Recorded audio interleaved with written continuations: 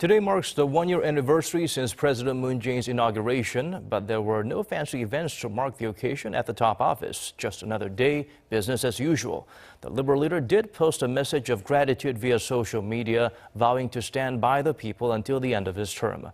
Hwang Woo-jun shares with us his remarks. 1년 전 오늘 생각하니까 정말 기억도 잘 안 납니다. 그날이 있었는가 싶고요. Well, Mr. President, it's hard to blame you. It was quite a day. A briefing from the chairman of the Joint Chiefs of Staff at the break of dawn, visiting the National Cemetery, the headquarters of each political party, and the National Assembly to be inaugurated, then appointing key Blue House officials and the Prime Minister, and finally taking a congratulatory phone call from the U.S. President at night. In light of the anniversary, President Moon Jae-in posted a statement on social media thanking the Korean people for their support. In his message, which he said he wrote Wednesday on his way back from Tokyo, the president said the past year was about transforming Korea into a country that people can be proud of.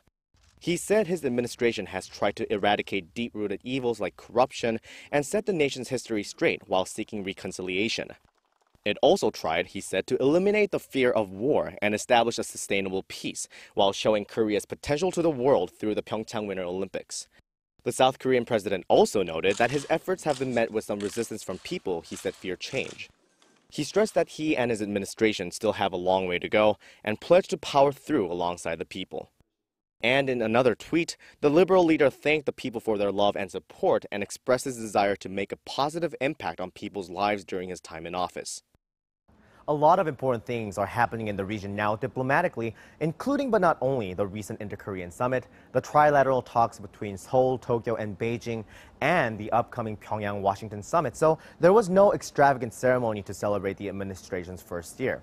But as he starts his next four, President Moon is sounding as committed to change as he was last May when he came into office pledging to build, quote, a nation worthy of being called a nation.